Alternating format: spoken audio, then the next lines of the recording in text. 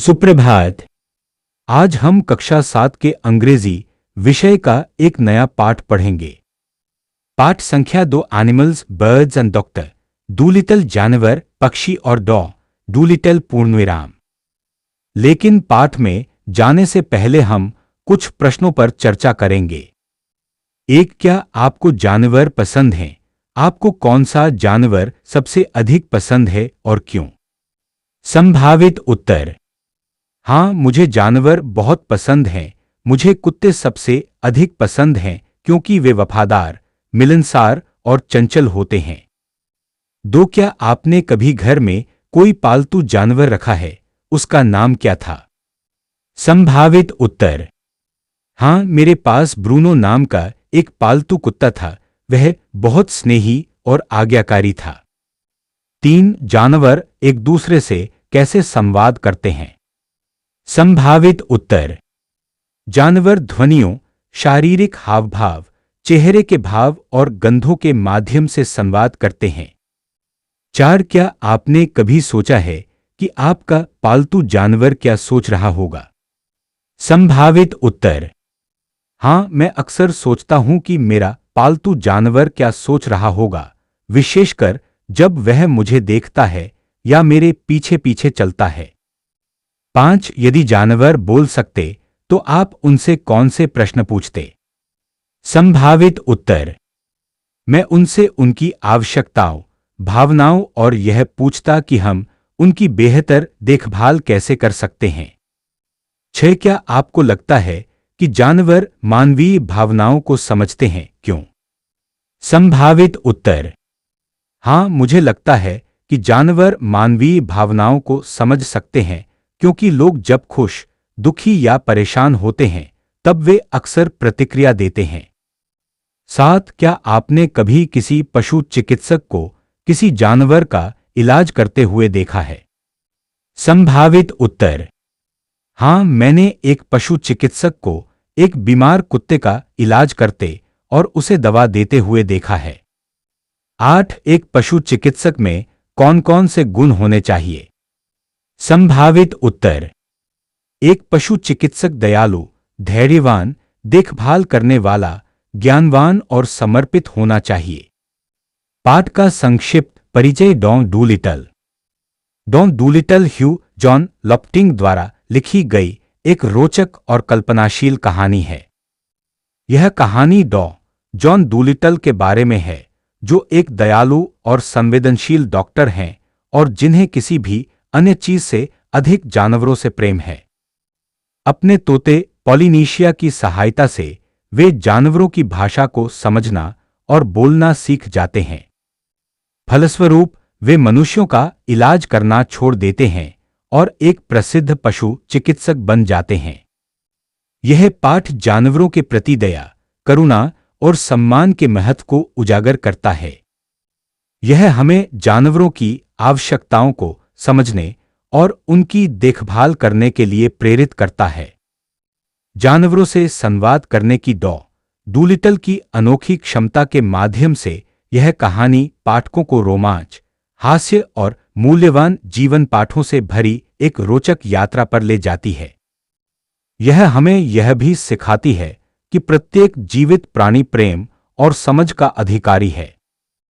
Doctor Dolittle अपनी रसोई में बैठे हुए थे और उस व्यक्ति से बात कर रहे थे जो बिल्ली का भोजन बेचता था और पेट दर्द के कारण उनसे मिलने आया था।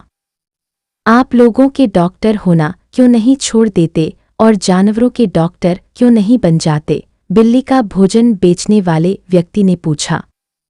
तोता पॉलिनीशिया खिड़की पर बैठा हुआ बारिश को देख रहा था और अपने आप एक नाविक का गीत गा रहा था। उसने गाना बंद किया और सुनने लगी। देखिए डॉक्टर, बिल्ली का भोजन बेचने वाला व्यक्ति आगे बोला, आप जानवरों के बारे में यहाँ के पशु चिकित्सकों से कहीं अधिक जानते हैं। आपने जो किताब बिल्लियों के बारे में लिखी है वह अद्भुत है। मैं स्वयं पढ़ लिख नहीं सकता। मेरी पत्नी थियोडोसिया विदुषी है और उसने आपकी किताब मुझे पढ़कर सुनाई थी। ऐसा लगता है मानो आप स्वयं एक बिल्ली रहे हों। आपको उनके सोचने का। जब वह व्यक्ति चला गया तो तोता खिड़की से उड़कर डॉक्टर की मेज पर आ बैठा और बोला, उस आदमी में समझदारी है। आपको वही करना चाहिए, जानवरों के डॉक्टर बन जाए। इन मूर्ख लोगों को छोड़ दीजिए। यदि उनमें इतनी बुद्धि नहीं है कि वे समझ सकें कि आप दुनिया के सबसे अच्छे डॉक्टर हैं, तो जानवरों की देखभाल कीजिए, वे जल्दी ही यह समझ जाएंगे, जानवरों के डॉक्टर बन जाए। ओह, जानवरों के डॉक्टर तो बहुत हैं, जॉन डूलिटल ने कहा और फूलों के गमलों को बारिश का पानी मिलने के लिए खिड़की के बाहर रख दिया। हाँ, बहुत हैं, पॉलिनीशिया ने कहा, लेकिन उनमें से कोई भी वास्तव में अच्छा नहीं है। अब सुनिए डॉक्टर, मैं आपको एक बात बताती हूँ। क्या आपको पता है कि जानवर बात कर सकते हैं? मुझे पता था कि तोते बात कर सकते हैं, डॉक्टर ने कहा। ओह, हम तोते दो भाषाएं बोल सकते हैं, मनुष्यों की भाषा और पक्षियों की भाषा, पॉलिनीशिया ने गर्व से कहा। यदि मैं कहूँ पॉली को एक बिस्कुट चाहिए तो आप मुझे समझ जाते हैं, लेकिन यह सुनिए, काका ओई फीफी। हे भगवान, डॉक्टर चिल्लाए, इसका क्या अर्थ है? इसका अर्थ है, क्या दलिया अभी तक गर्म हुआ है, पक्षियों की भाषा में। अरे ऐसा भी होता है, डॉक्टर ने कहा, तुमने पहले कभी मुझसे इस तरह बात नहीं की। उससे क्या लाभ होता? पॉलिनीशिया ने अपने बाएं पंख से बिस्कुट के टुकड़े झाड़ते हुए कहा, यदि मैं ऐसा करती तो भी आप मुझे समझ नहीं पाते। मुझे और बताओ, डॉक्टर ने उत्साहित होकर कहा। वह दौड़कर दराज के पास गए और एक किताब तथा एक पेंसिल लेकर लौटे। अब बहुत तेज मत बोलना, मैं इसे लिखूंगा। यह रोचक है, बहुत रोचक और बिल्कुल नई बात है। पहले मुझे पक्षियों की वर्णमाला बताओ, धीरे धीरे। इसी प्रकार डॉक्टर को पता चला कि जानवरों की अपनी एक भाषा होती है और वे आपस में बात कर सकते हैं। उस दिन दोपहर भर जब बारिश हो रही थी, पॉलिनीशिया रसोई की मेज पर बैठी रही और डॉक्टर को पक्षियों के शब्द बताती रही, जिन्हें डॉक्टर अपनी पुस्तक में लिखते गए। चाय के समय जब जिप नाम का कुत्ता अंदर आया तो तोते ने डॉक्टर से कहा, देखिए, वह आपसे बात कर रहा है। मुझे तो ऐसा लगता है कि वह अपना कान खुजा रहा है, डॉक्टर ने कहा। लेकिन जानवर हमेशा अपने मुंह से नहीं बोलते, तोते ने ऊंची आवाज में कहा और अपनी भौहें उठाईं। वे अपने कानों से, अपने पैरों से, अपनी पूंछ से, हर चीज से बात करते हैं। कभी कभी वे शोर नहीं करना चाहते। क्या आप देख रहे हैं कि वह अपनी नाक का एक हिस्सा कैसे फड़का रहा है? उसका क्या मतलब है? डॉक्टर ने पूछा।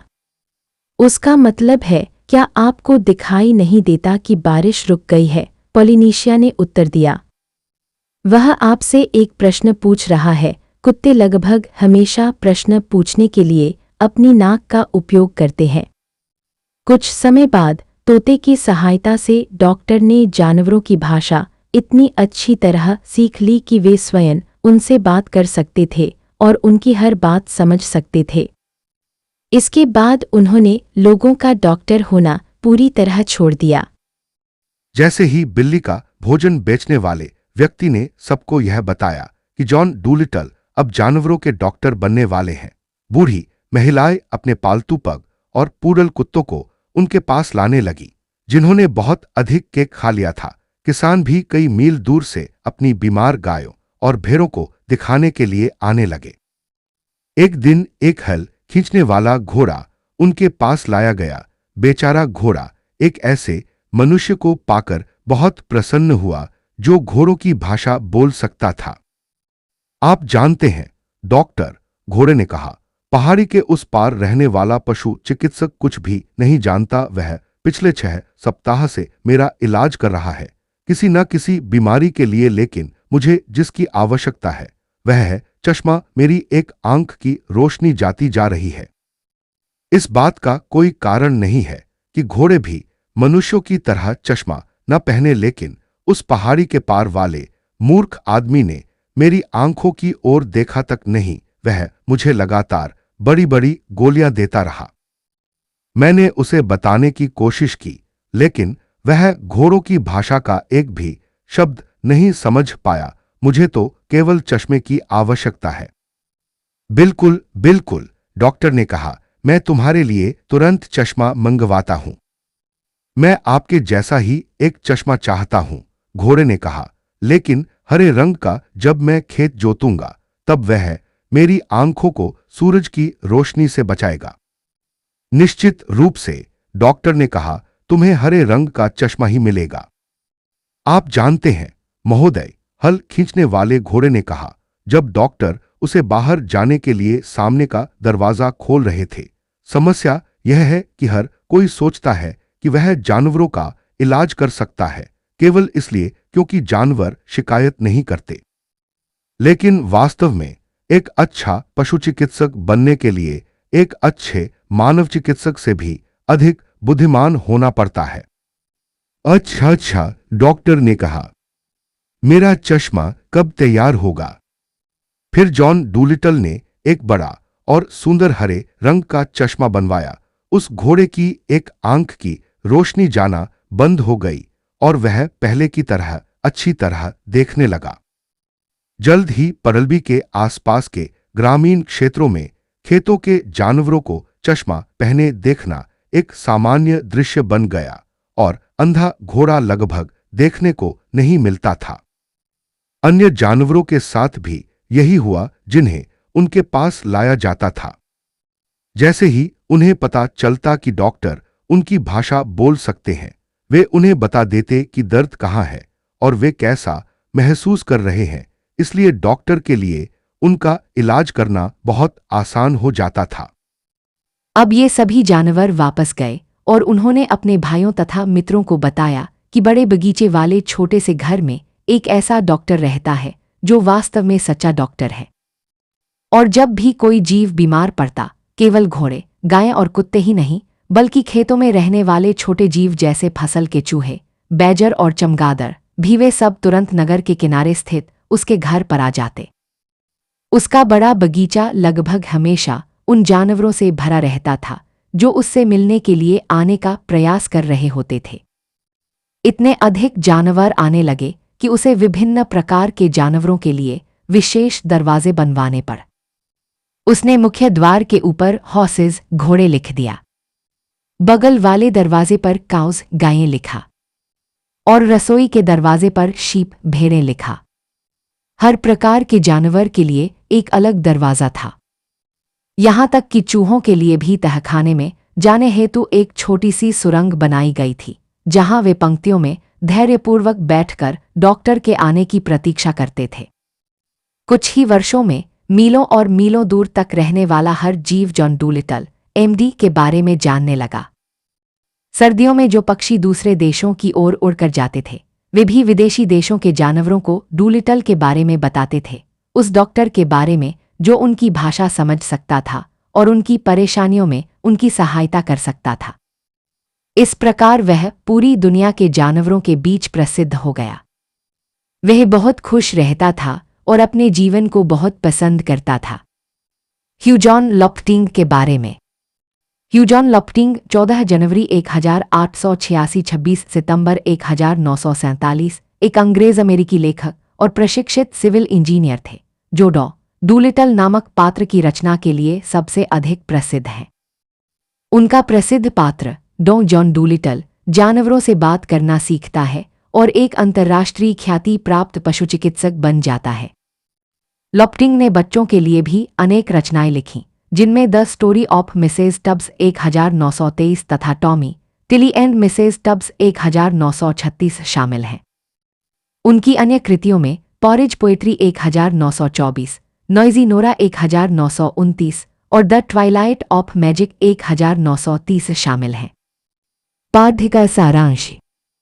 जॉन डूलिटल एक दयालु और पशुप्रेमी डॉक्टर है। उनकी तोता मित्र पॉलिनीशिया उन्हें जानवरों की भाषा सिखाती है। जब वे जानवरों की भाषा समझने लगते हैं तो वे उनकी समस्याओं और दर्द को सीधे उनसे जान पाते हैं। इससे उनका उपचार करना आसान हो जाता है। वे मनुष्यों का इलाज छोड़कर पशुओं के डॉक्टर बन जाते हैं। उनकी ख्याति दूर दूर तक फैल जाती है और अंततः दुनिया भर के जान